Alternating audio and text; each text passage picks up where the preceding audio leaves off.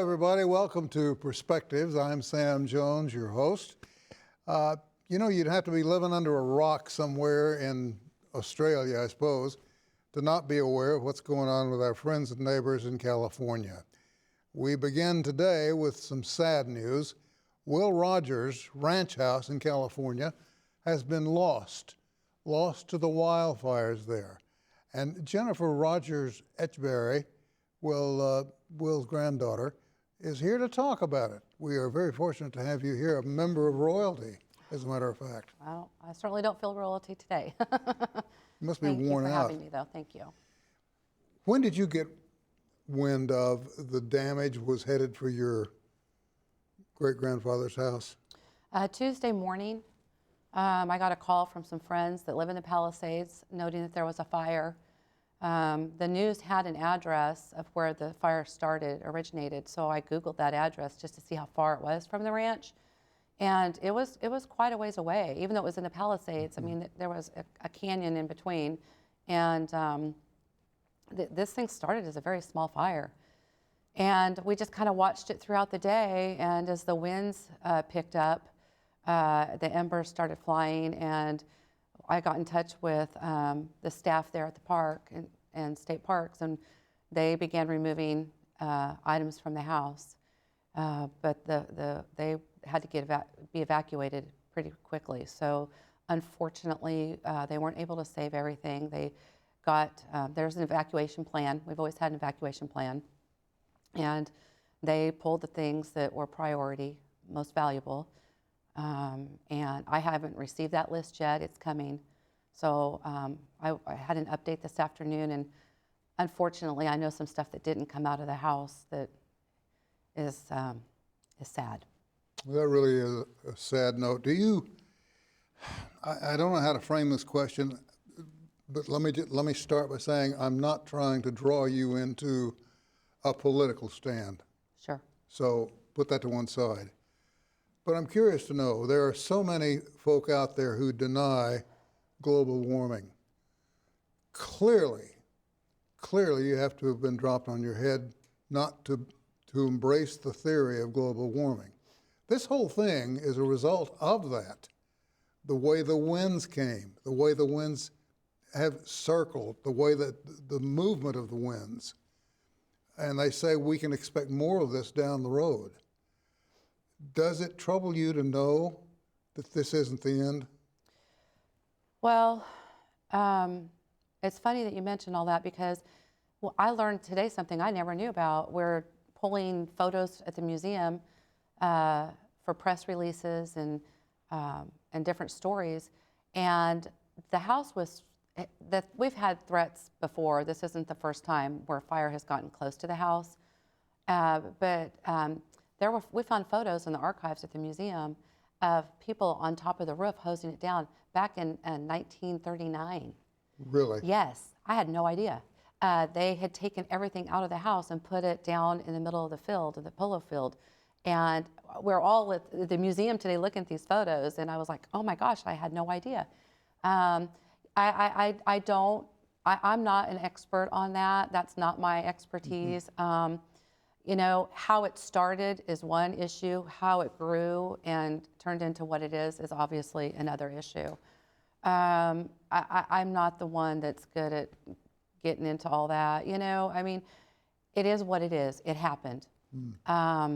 You hear the news where they're blaming people that there was no water in some of the fire hydrants. I'm hearing those reports. I'm not there. It's not my job to say if there was or there wasn't. When they were pulling things out of the house and they had to be evacuated, a really good friend of mine was there removing all the horses. We had a handful of horses there. He was loading up horse trailers and taking these horses off the premises. He was the last one out of that place. And I was FaceTiming him the best we could with the cell service. And he said, Jennifer, I'm going to hang up. I'm going to take some videos, and I'll send you the videos. And he sent a video, and in the video he says, it's in the park. It's coming. It's here. And he said, I'm so sorry. It's here.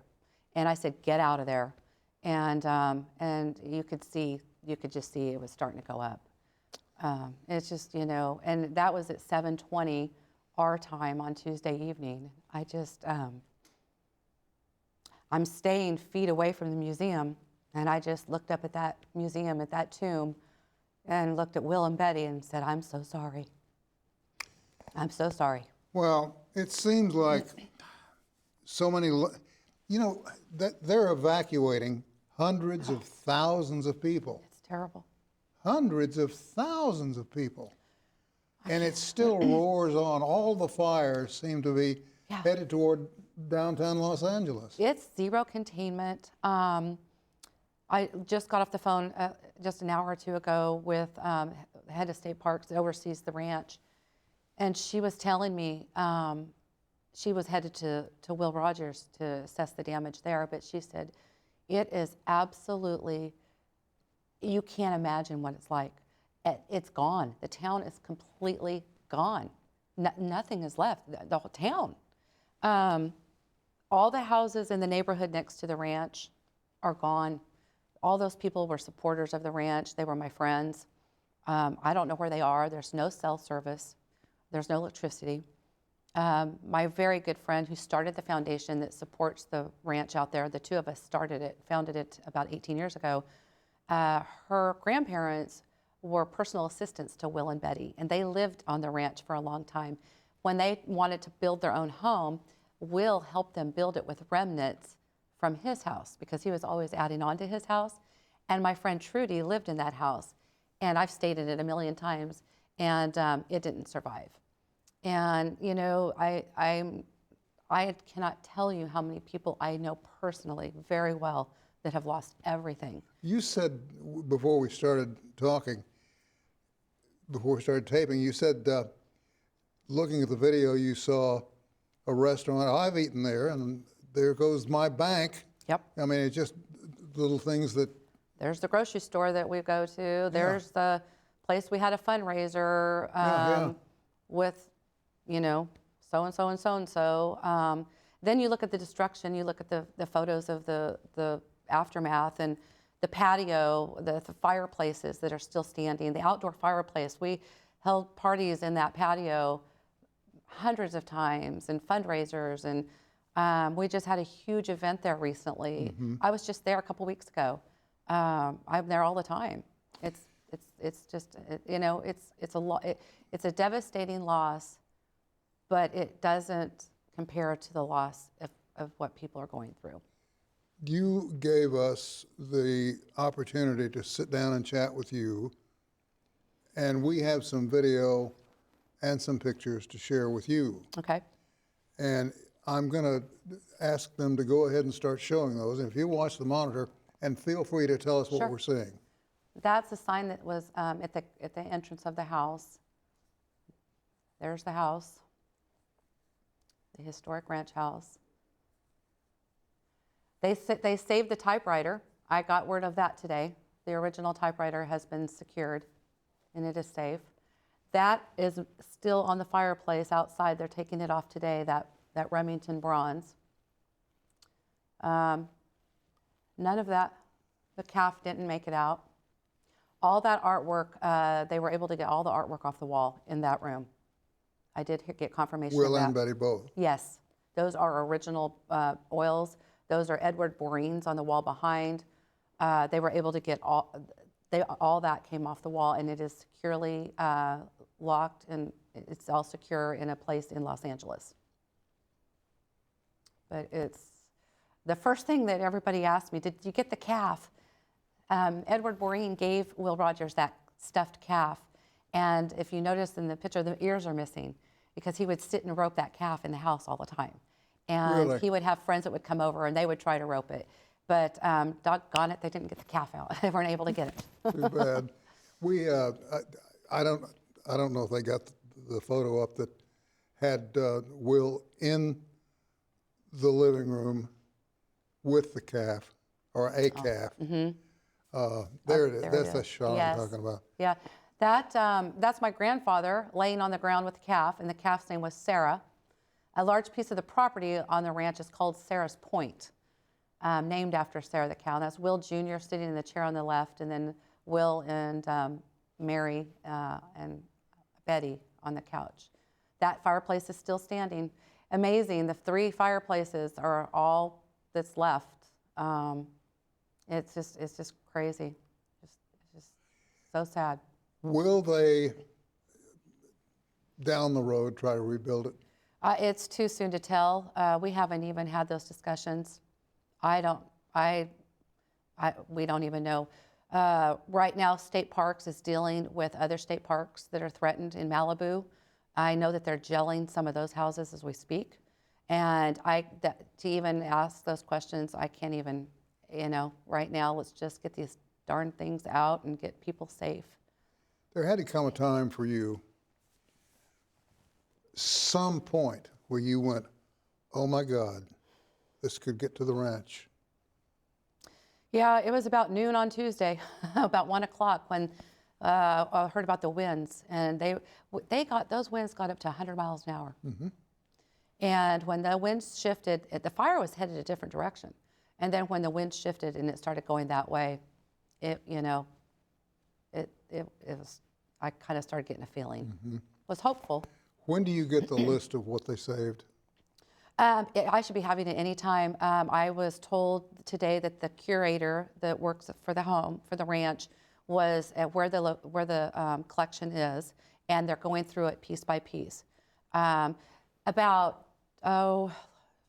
18 years ago, for the first time ever, everything was taken out of the house, and we put a whole new climate control system in there, earthquake sturdiness in the walls.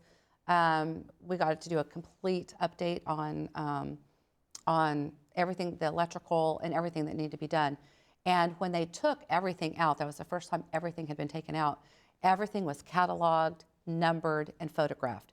We have a very, very detailed catalog of every single thing that was in that house. So you'll know exactly Yes. what's gone. I will know. And we'll know, we will literally know down to, a book, everything. So there was nothing that was taken out of that house that was not cataloged, given a number, and photographed. Was this the house where he wanted trees built that you told the story Yes, about? yes. Would you share that story Absolutely. with our viewers? Will was always, he didn't spend a lot of time at home. He was traveling a lot, making movies. So when he would come home, they were always expanding on the ranch house, because it started as just a one-room cabin that he bought as an escape to get out of Los Angeles when he wasn't filming. And he built the barn before he moved into the house. He built the barn, built the polo field, and he was always adding and building. And he came home one time and he told Betty, okay, we're going to plant a tree line over here. And she got all the trees taken care of. And when he came home the next time, he said, I wanted trees. And she said, there they are. And he said, no, trees. And he had them all ripped out and full-size trees brought in and planted. Really? So I can't imagine he was the easiest person to live with. He would have been fun. I bet he was a blast. One more story. Absolutely. He has a reputation of going against the tide. Yeah. And it always seemed as though he was trying to say, in your face, Buster, to folks who were racist, for example. Yeah. Would you share the story about the Indian children and the ice cream? Sure. In Bishop, California, there's a mural on the side of a drugstore.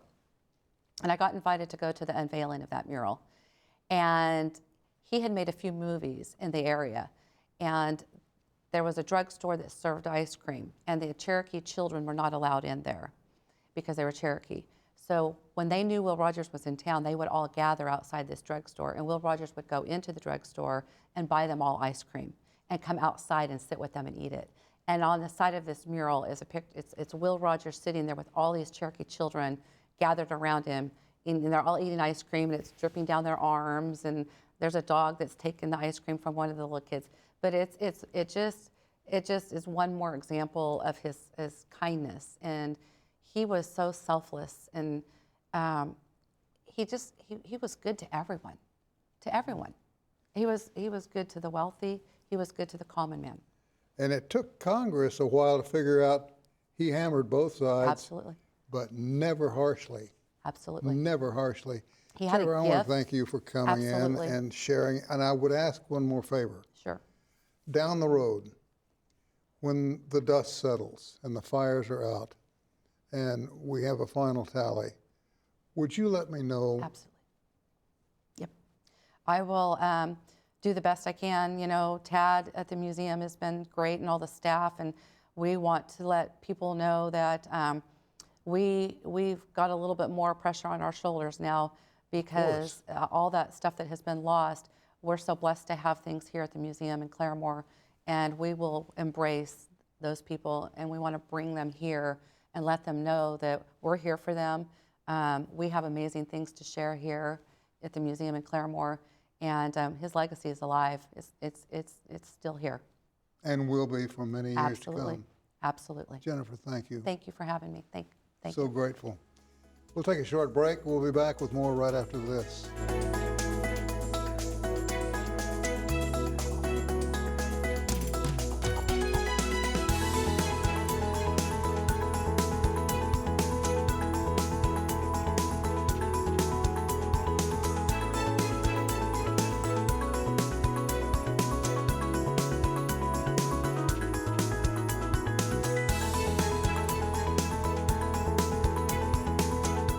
Lamar Guillory joins me now to talk about Tulsa Public Schools Military Service Academy information session, and that's a whole new thing to me, and I'm intrigued. What is it? So typically congressional representatives have their own military academy service day during the summer, but TPS, because they want to raise awareness of the military colleges, known as academies, among their students, they decided to have one in January, January 25th coming up, particularly a strategic date, because it allows the current year juniors to get ahead of the game in terms of starting their applications, being aware of summer programs and things of that nature. And then there are a whole host of other added things that they'll become aware of on that particular day. But the main objective is to increase awareness, because the congressional representatives would like to have a larger pool of applicants across the academies. And so this will help with that, but then also the added piece of giving kids, students, an opportunity to get ahead of the game in the application process, because it's pretty extensive, and it helps to know the nuances as you get started. So you were knighted and told, get out there and do it. Well, no, my role in this is I've just kind of been a background support person. I'm actually, I call it a volunteer. It is a volunteer role attached to the United States Naval Academy as a blue and gold officer. And in that role, you're assisting candidates and applicants with the process and their families to a large extent. And then part of that process too is conducting an interview as part of their application process. Rogers State has an extensive military background, as you well know. Absolutely. Oklahoma Military Academy is what it was known as. And I just think it's so appropriate that we're here today. You're the first out the gate to request an interview format here. But it was known as the West Point of the Southwest. And so there's a rich history there that a lot of people don't know about. And so going from Oklahoma Military Academy now to Hillcat Nation, there's a lot of connected dots along the way. You know, this school is guarded by a large, very large male swan with an attitude. And if he doesn't like you, he's going to chase you off. But he spends a great deal of his time on a pond out in front of the school between us and the museum across the street. And it's a funny thing, I've often wondered what's in that pond. What's out there that I don't know about? And I'd love to be there when they drain it. You have youngsters in military academy, don't you? Yes, so I like to say I'm a Naval Academy big brother and dad. My younger brother graduated in 2000, and I have a son who graduated in May of 23, and then I have a current freshman known as a plebe in their world there. And it's been, a phenomenal experience for all of them that have gone through. It's something you have to want to do. And I would like to say this, the format that TPS is taking on January 25th is unique. Number one, it's very, very rare that a school district itself would host a Military Service Academy Day. And then secondly, this hasn't been done in Oklahoma in this format, and it's going to be very informative. And I think even if a student or family decides ultimately not to pursue it, here's the immediate takeaway value.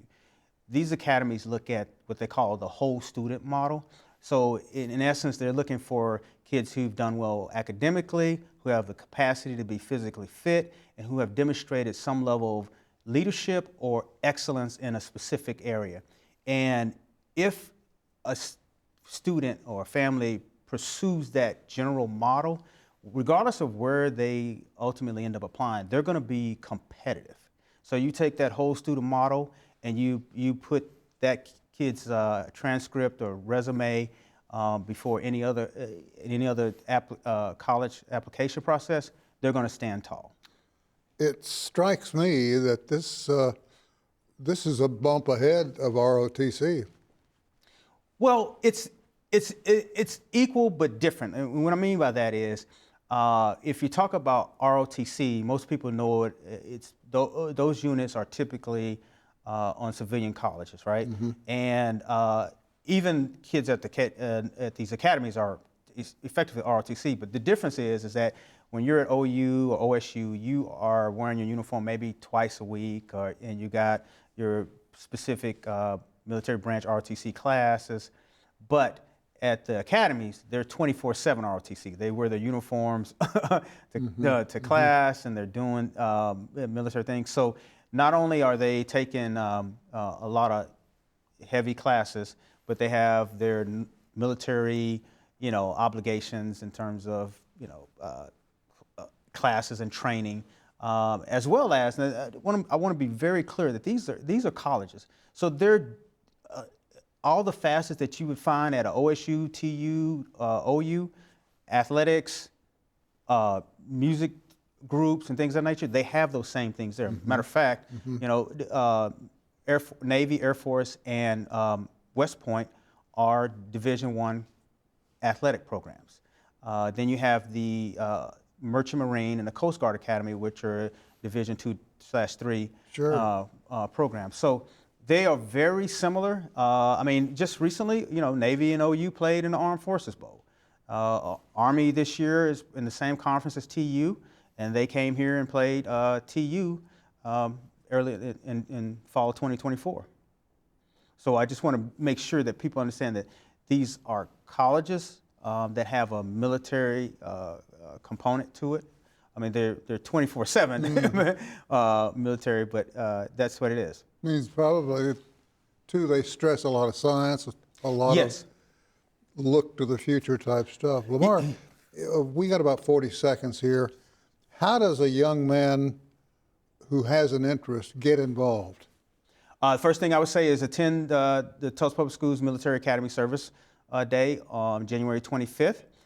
There you will meet representatives from the academies, the admissions office, and the local liaisons or field reps or whatever title they have for the different academies.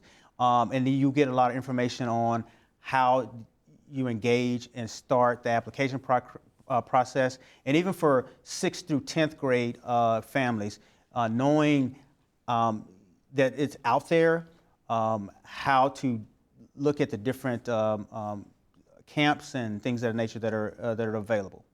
Appreciate you coming by and taking time to visit with us and tell the folks about this. It's a worthwhile endeavor. Absolutely, absolutely. And there's people that attend the academies have great career paths afterwards. You do your 4 years there, then minimum about 5-year service obligation, but you go right into your immediate. And they graduate with. Do me a favor. Yes, sir. Tell Mom I said hello. Will do. We're all out of time. Right, thank you. Thank you for being a part of it. We'll see you back here next time.